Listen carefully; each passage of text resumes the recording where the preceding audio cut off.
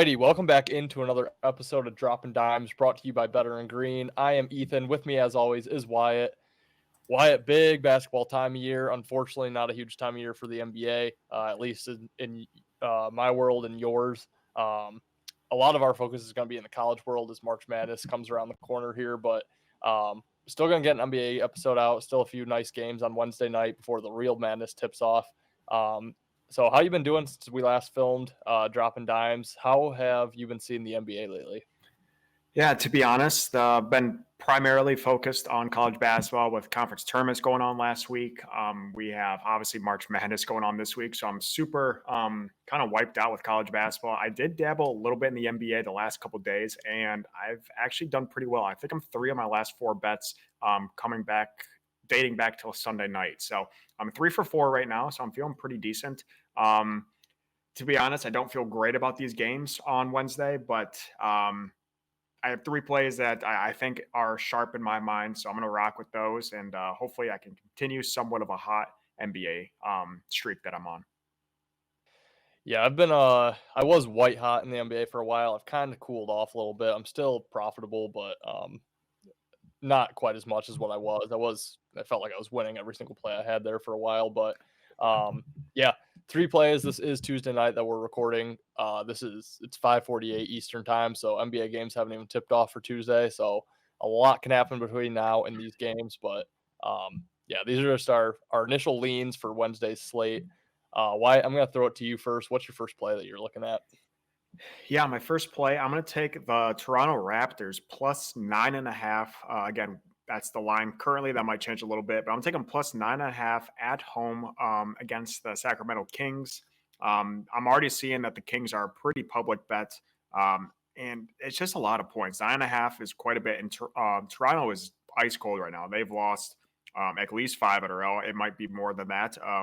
They have played with the Kings a little bit. They lost 130 to 135. So in a shootout, they lost by 5 points. But they're not playing well right now.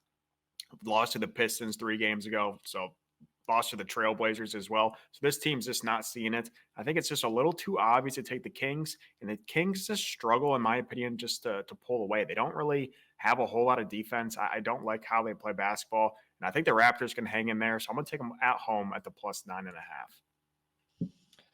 We'll start the show with the bang. I'm on Sacramento minus 9.5. So starting out 1-1, one of us is going to get the dub here. I just like the scheduling spot for Sacramento here.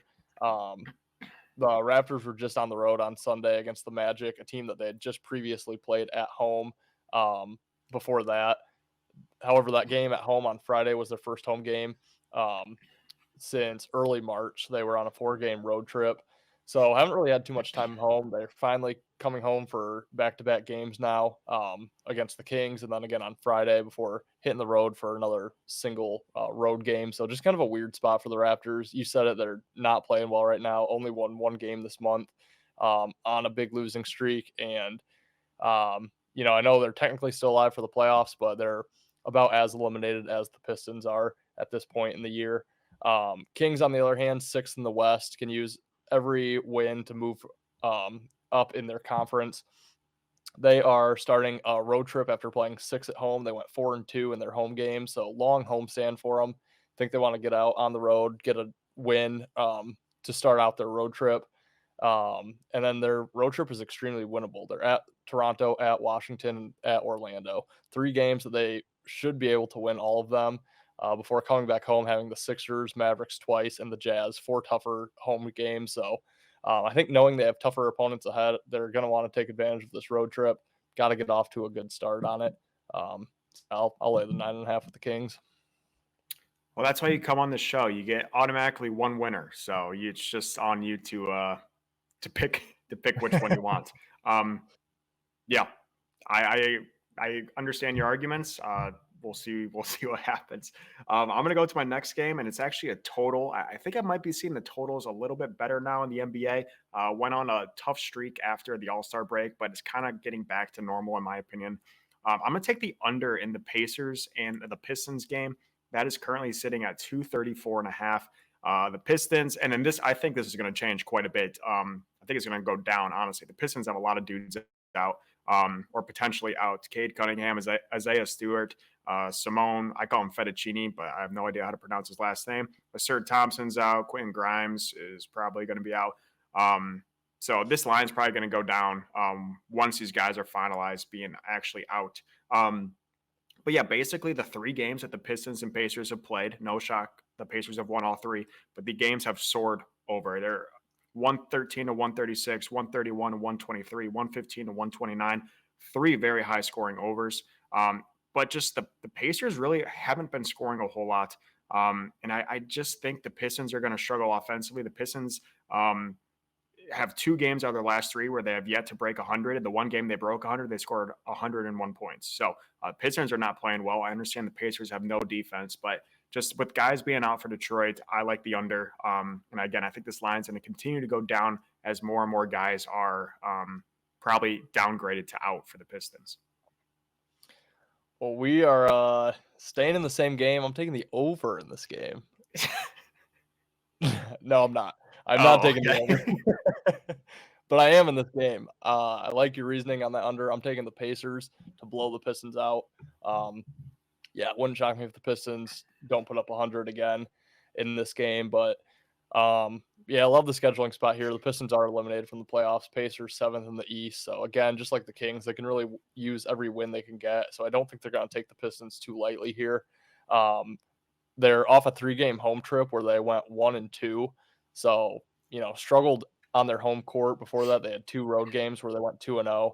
So I think they're going to want to get back to their winning ways on the road like they've been able to do against the Pistons. They should be able to cover 8.5. Pistons, on the other hand, 3rd in 4 nights with travel. They were home against Miami, where we talked about on our live on Monday. They lost on that buzzer beater by Bam, of all people, from deep 3. They then had to travel to Boston, play the Celtics. I know we both jumped on the Pistons last night. I don't know why. And now they have to travel back. They do have a day of rest between those 2 games, but I just think with all those injuries out, they're not going to have as many depth players. They're going to get tired. Pacers in a better scheduling spot need it way more, like the Pacers in a blowout. All right, and then my final play, I'm going back to a team we were also on the other day, and that is the Utah Jazz. Me and you both had them at plus 5.5. That Anthony Edwards dunk happened, and our bet was dead at that moment. Actually, is that even considered a dunk? It was a Blake Griffin throw at the rim. I don't know how he broke his finger, probably from poking John Collins in the eye. But I don't even think his finger touched the rim. Anyways, I'm going back to the Jazz, and I'm going to take them at plus 12.5 at the Thunder. I know the Jazz are pretty bad at the moment. They've lost like at least 4 of their last 5. Thunder, pretty solid team, 47-20, one of the better records in the NBA.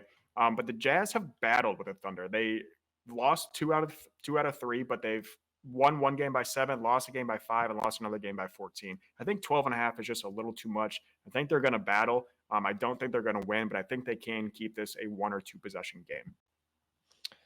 Yeah, I was looking at the Jazz as well. Might end up getting there tomorrow, but not one of my plays for tonight. But I am looking at a team that we were also both on yesterday. And this should come as no surprise to you. You pointed out that I've been playing this team quite a bit lately. I'm going to take the Sixers plus 9. Again, just like the scheduling spot here for the Sixers. This is their first game of a 4-game road trip.